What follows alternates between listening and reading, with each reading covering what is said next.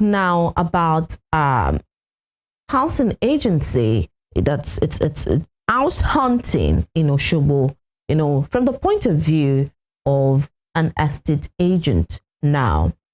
It's become common knowledge, common thing in Nigeria that people, have issues, with estate agency, with agency, particularly in Nigeria. And as we're bringing it down to Osogbo, people have been lamenting in recent days, what exactly is going on? Why is agency so expensive? Why are houses getting expensive? This is Osogbo, a relatively, conducive and a relatively cheap place to stay. But now it's getting really unbearable around agency. Now we have an agent right here, a realtor, right here in the studios with us, who's going to give us, a view from their own end of what is exactly happening. Going to enlighten us on why things are this difficult or why it's getting so, unbearable for people at this time. We have in the studios with me this morning Mohammed Abdurrahman, who is a realtor right here in Osogbo. Good morning, Mr. Abdurrahman. Good morning, Ma. Thanks for joining us on the show this morning. Yeah, you're welcome. All right. In other clients, we can say, okay, this is what a realtor does, this is what an agent does. But we want you to tell us this morning, what's exactly what you do as a realtor? What do you do as an agent? What is it about? It is very, very simple. What we do as a realtor is the same in every places. In fact, the way it is being done in Nigeria is also the way it is being done anywhere in the world. Okay. But they are just different because the law in which guided the way real estate should be done is being treated differently everywhere in the world. I can say, there are some law to real estate that guided real estate. And I'm talking about agency right now. There are some law that guide that at the back. You understand, like that. But the problem right now that we are facing right now is that it's not actually being put in place. So that's the most problem that we are getting right now. Okay, so can you tell us a few of these laws, or at least one of the laws, and why is it that the law is not exactly taking effect, or effective right here? I won't lie to you. You see, one of the law is let's say rent edict. Okay. Rent edict. If you go to some places in Lagos, there is a regulation on there's a law that is guiding the way the landlord can increase the rent. Okay. In some areas in Lagos. But when it comes to Osogbo here, to my own point of view, because I'm practicing in Osogbo, to my own point of view, right now in Osogbo, you get a scenario whereby a landlord will invite you to his place for a rent evaluation. Then you carry out the rent evaluation and you tell him that, okay, well, this is the normal amount that you're supposed to carry out, that you're supposed to let this place out. But I don't know, maybe in their meeting, they'll just call you and tell you, hello, I'm not giving out my house for that price again. This is the price I want you to, because are you the one that developed the place for me? No, that is what we get most of the time in Osogbo. I won't lie to you. We have some callous agents in Osogbo. But if the rent is not high, believe me, the agency is not going to be high. Let's get down to the main topic now. Right. What exactly is going on? Some years back, at least while I was growing, there was nothing like agency. Okay. How did agency even come about in Nigeria? I mean, before you have homeowners or house owners putting a notice outside of their buildings that a particular, place was vacant and all of that. But today, what you have is agents. People get, to reach out to agents who in turn takes them to different buildings, different apartments to check them out, for that. How did agency come about? Some years ago, there was nothing like that. So how did agency come about in Nigeria? Agency is not built in a day. Agency is a profession. So we have a body, we call it naives and ex-bourbon. So Nigerian Institute of Ethics, Survey and Valuers. So these are the people that are authorized to carry out agency and anything that has to do with real estate. In any way, I'm talking about anywhere in the world. But I don't want to say it here, but I will say it. It's because of the current economy in Nigeria. That is why you find a lot of people, organizers, barber, tailors, mostly tailors in Osogbo here, mostly tailors and barbers. They are the one doing agency. So that is the reason why, and they are using it as a source of income for themselves also. So the agency has been in existence for a very long time. It is not just today. It is not yesterday. But there are some people that are supposed to carry out this duty. So, but due to what is going on right now in Nigeria, so that's the reason why you see different kind of people, a lot of people doing it. But I don't blame them. I don't blame those tailors. I don't blame the mechanic that is doing it. I don't blame the organizers that are doing it. I blame the investors. I mean the house owner. I blame them because they know the right people to give this job to, that knows the law, that knows the way to what's the name? That knows the law, that knows how to charge people, that knows how to put things in place in this. All right.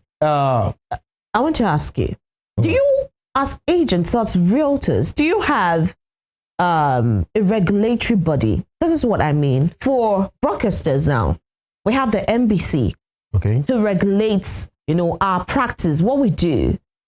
Do you have bodies or a body that regulates what agents do? I just tell you now.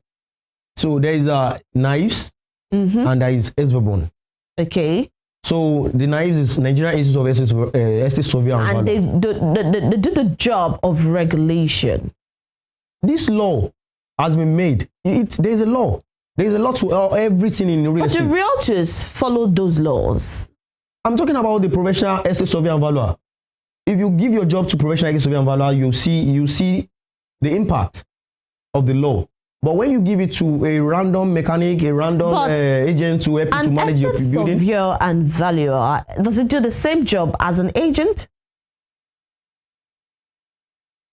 Agency is their work.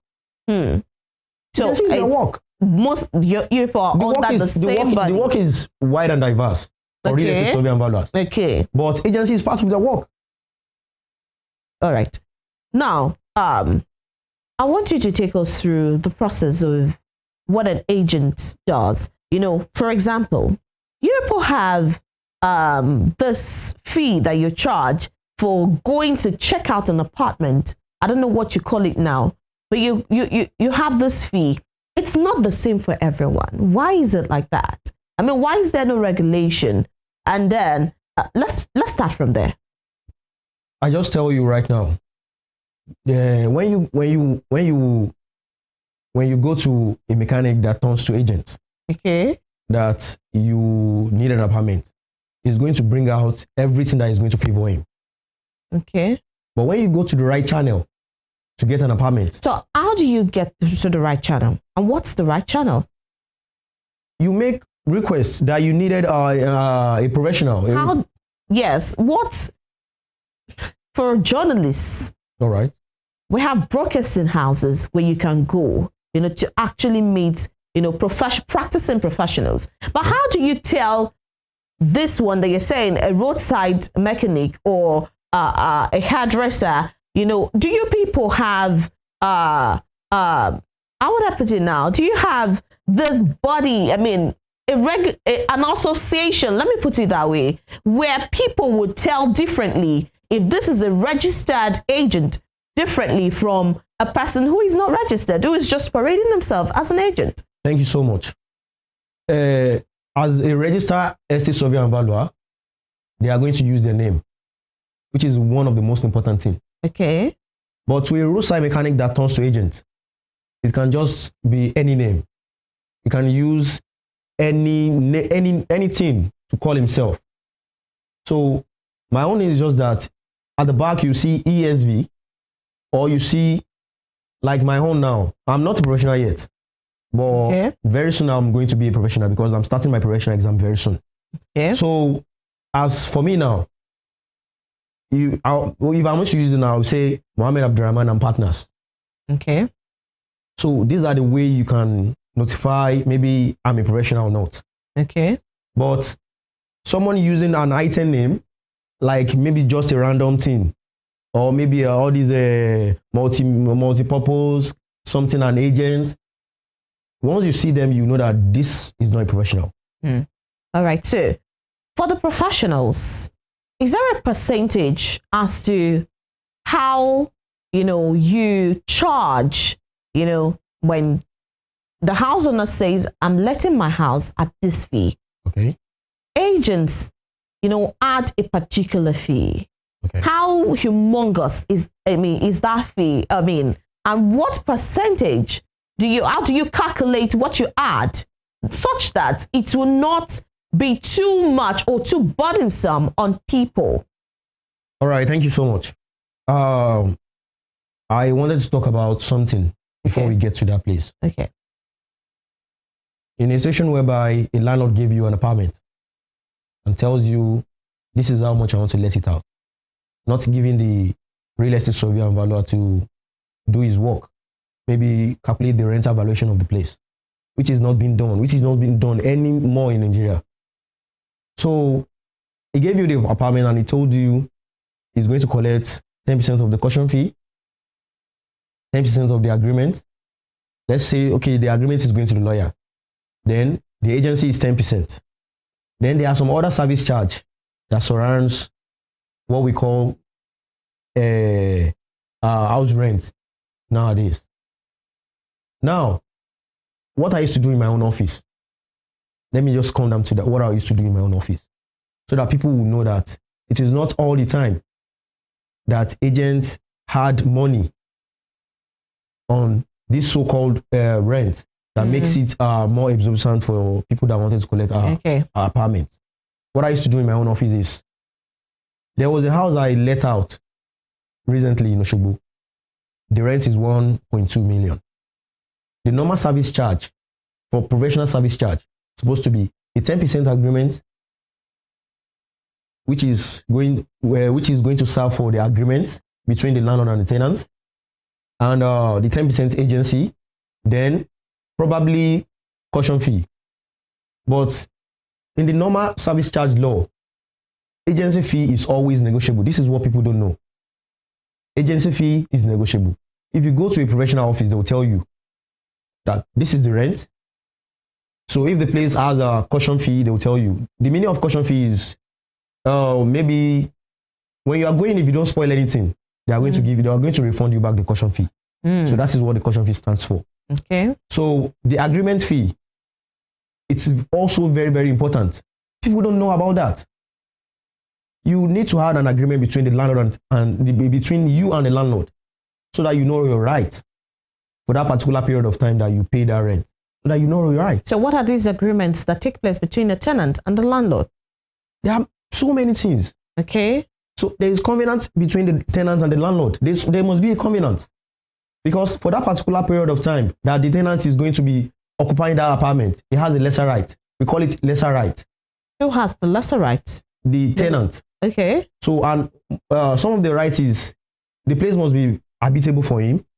He will know that, okay, if anything spoil, anything that has to do with external, he knows that, okay, some part of it are for the landlord's duty and some part of him are for him. So how is he going to know that if there is no any agreement between them? So that is what the agreement is meant for. This agreement fee that you're talking about, you don't just collect money. A landlord and the prospective tenant have to sit down and reach an agreement on some things. That's how is there a form to that effect? Yes. There is a form. There is always a form. And you all either it's given by the landlord's lawyer, or maybe a realtor must have his own lawyer. So what you're saying authoritatively now is, when a person is about to, secure an apartment, Okay. he has a right to ask for the agreement document. That's it. That would be signed between, or that would, be an agreement between him or her and the house owner. That's the normal thing. That is what you're saying this morning. Yes, All right, please go ahead. So then what people don't know is that the agreement is very, very important. I do tell people in my office that agreement is non-negotiable because this is between you and the landlord. But the agency is negotiable. And the normal thing is, according to the law of service charge, the normal thing is professional service charge. You charge 10% of whatever you are getting. Whatever the rent may be, you charge 10% of it as the agency. Okay. Then you charge 10% of it as the agreement. So the other things that may include is the caution fee and service charge. The service charge entails maybe the dumping of refuse and maybe cleaning of the compound. We have some agents in Osogbo that do collect this fee without the consent of the landlord. That's why I said we have some callous agents in Osogbo. Oh, that's the agreement and all of that. No, not even the agreement alone. I'm talking about the caution fee sometimes. Okay. They will collect it. You understand? They will collect it and they will keep it to themselves. But once you have your agreement signed, and it is written there that if you don't spoil anything, the money you paid for the caution fee is going to be reversed back to you. Some people don't know the meaning of agreement. And when you talk about law in real estate, there is a body, there is a court that you can go there to complain anything that has to do with rent. We have that too in Osogbo here. They call it the rent tribunal. Okay. The rent tribunal. These are places that you can go and complain. You made complaint. If the landlord is not doing what he's supposed to do, what is written in agreement, you can go there and complain. So if you have an estate agent in Osogbo that is what's the name? That is charging you exorbitantly or charging you more than the way he's supposed to charge you. These are places that you can go and complain. So about the rent that we are talking about the agency that we are talking about right now. So the normal professional service charge is supposed to be 10% agreement, 10% agency. Okay. Now to what the way I do in my own office. I'll give you the rent and I will tell you, okay, this is the landlord's account. Because the normal thing is when you are paying the caution fee, the agreement, maybe if the lawyer, it was the lawyer, the landlord's lawyer that gave you the lawyer that serves you the agreement. Yes. So you are going to be sending it directly to the landlord account. But the rent and what's it called? Caution fee but the reason why I'm doing this is just because of what is going on right now in Osogbo. A lot of people have been shouting, agency is too much, these things and that thing, that kind of stuff. So, but I always want to be very, very plain and clear to everyone that is coming to my office that, okay, the agency is coming to me. And I always tell people, agency is negotiable. You tell them? I tell them the agency fee is negotiable, which is supposed to be the normal thing. The agreement is not negotiable. The caution fee is not, because the caution fee is still your money. If you don't spoil anything, it's going to be reverted back to you. So before you came into an apartment, there's one thing we do. We call it schedule of dilapidation. Okay. Schedule of condition, sorry. So whereby you go to the apartment, you check everything. If everything is normal, like maybe the fitting and the fixtures in the apartment, if it is normal, then you give him a form to sign for that. Okay, you met everything the way it is. Then when the person is moving out, it is the duty of a realtor to go there with that same occupant that is living in the apartment to check if the place is normal, if everything that he signed for is normal. Then he's going to be giving back his caution fee if everything is normal. So that is what caution fee is for. For the agency, I always tell people, agency is negotiable.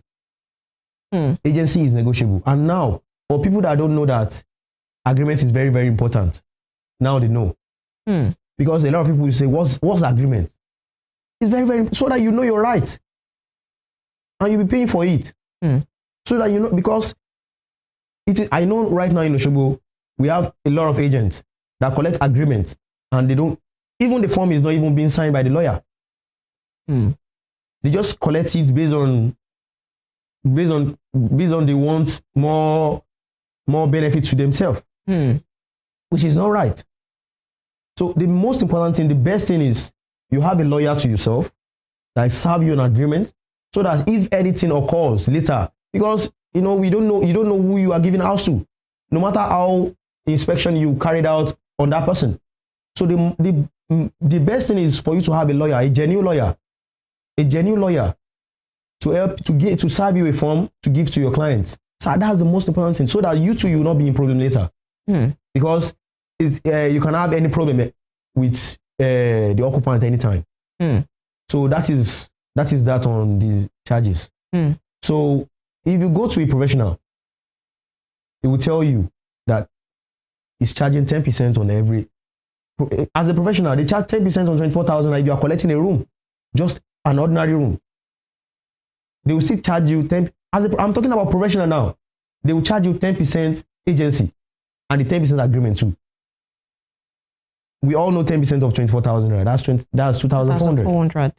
So if you go to the right channel to collect your apartment, I don't think you are going to have problem with all these So that's just what I can say. I still have, difficulty with, telling the difference between a professional and an unprofessional person, or agent. Do you have ID cards?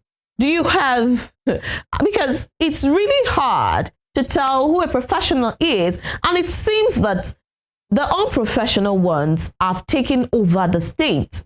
So what do we do? What do people do? What do you advise this morning that people do to tell the difference? Thank you so much, ma'am. There's a case that I had day before yesterday. I just want to use this to explain what you just asked me. They went to an agent's office, took them to a land. They met him on the roadside. He told them that he's an agent, and they went with him to buy a piece of land worth of 24 million naira. Someone bearing multi-global real estate, you just went to him, you met him on the road, you don't know where he's coming from, you don't know his office, he's not using his name. He's not, because you never see a professional using an item name, or maybe something, maybe a symbol. They will use their name because they have their name to protect. So this is what people don't know. They will use their normal name, this normal name, because one of the law in real estate is you can never, as a professional, you can never use an item or a symbol name to maybe as a company name, as an identity. So this is one of the way you know that this person is a professional. Because how will you go and meet someone that is bearing multi-purpose and something agency? You met him on the roadside and you went ahead to buy a land from him, worth of 24 million naira. Is that reasonable enough? So what I'm trying to say right now is that when you know that there are some professional bodies, the first thing the first thing you ask is, where's your office? You want to know his office. And when you get to his office, so far he's using his name. That is one security. Someone that is using his name as company name, that is one great indicator that he's legit. Because he won't want to spoil his name. So that is one of the reasons, that is one of the way you know that, okay, this person is a professional. And as well, everything now is very, very easy now with internet. You can search, because a professional will have a website. There is no professional that doesn't have his own website. You can make a search anywhere you are in this country. But even people who are not professionals also develop websites these days. Yeah, you are right about that. But what I'm trying to say is that if There is no way, in one way or the other, you know that this person is a professional or not. So let me just ask you this, and that simplifies the whole thing. Okay. What are they? Take us through the step-by-step or the standard procedure of how of what a professional real estate agent will tell you to do. I mean, is it standard procedure to ask for, I don't know, inspection fee? Yeah, I think that's the word. Inspection fee is a standard procedure. And I mean, you've talked about agreement, you've talked about caution fee, and then the rent. I think those are standard procedure. But is a standard procedure for inspection fee, because it's becoming exorbitant now. Some go as far as asking you for 5,000 naira as inspection fee, flow fee, all of those things. It's a standard procedure. You see, talking about the inspection fee, it is not only being done in Osogbo. It's not only in Osogbo that they are collecting inspection fee. What I will say about inspection fee is, if you go to a professional office, I don't collect it in my office. Okay. Let me be frank with you. I don't collect it because I always take a very ready client. I always take a very ready client to any apartment that he or she wants. The reason why most of these agents are collecting inspection fees because of the people that are collecting houses. Most of them are not serious. And you are taking them directly from their office. So it's a risk on its own. I'm not saying collecting inspection fee is right. I'm not saying that right now. And you can never see it. A professional will never say, okay, bring a inspection fee before he takes you to an apartment, because before you leave his office, you are already satisfied that, okay, this is where I'm going. Okay. Because they will show you the video of the place you are going. You will be satisfied. Okay. Then now they will tell you, okay, let's go, so that you see the place by yourself. So then collecting inspection fee in Osogbo. Yeah, let me bring it down to Osogbo now. Mostly, it has happened to me before that a prospective tenant came to my office and he told me that he's going to need an apartment. And I showed him everything. I tell him, okay, no problem, let's go. You know, there's a difference between inspection fee and transportation fee. Okay. So far, the agent doesn't have is not mobile. You know, there is a difference between professional fee and transportation fee. You know, you can't expect an agent to pay you a transportation fee to where he's taking you to. Okay, but if you don't pay the person, do you pay for yourself? Because you're going to get paid at the end of the day, wouldn't you? You understand what I'm trying to say? You're going to charge your agency fee. So why charge transportation fee separately? The thing is that, you know, I'm working for you. If you don't need my help, you won't come down to my office. And that's why you're getting paid agency fee. No, at the end of the day. It's different. What if you don't collect the apartment? So you're saying it's a standard procedure. Let me add something. I'm not saying it's, you know, I said it at first that I'm not saying collecting inspection fee or transportation fee is necessary. In Osogbo here, everyone that has come to my office know me that I don't charge that because I'm mobile. You understand what I'm trying to say? So sometimes I just tell them that, okay, I'm taking you to a place, at least you should be the one to tell me how much is your fuel, this thing. You understand what I'm trying to say? But I'm not saying it's very, very important. I'm just trying to tell you the reason why some agents charge it before leaving the office. So that's what I'm trying to explain. So how about you're not mobile? I pay for myself, you pay for yourself. I don't think so, because I'm working for you. No, you're not. I'm working for you. All right. I'm working for you. So if I'm leaving my office for you, that I know that maybe I can use that time to do another thing else. If I'm leaving my office for you, you know, I'm putting myself into different things, a lot of things. Why are you in the office in the first place? Because that is my job. That is what I do. Exactly. So if you are coming down to my office, that means you need my help, right? That means you can't get that apartment yourself. And you cannot live in that apartment yourself, could you? Right now, you know, I'm not saying collecting inspection fee and transportation fee I'm not saying is the normal way. I'm not saying is right. But I'm just trying to tell you right now, like, courtesy demand for anybody that is coming down to an agent's office to hold money. His own transportation fee. Not only his own transportation fee, because the person you are going to meet is working for you. It is not all agent that is mobile. You understand?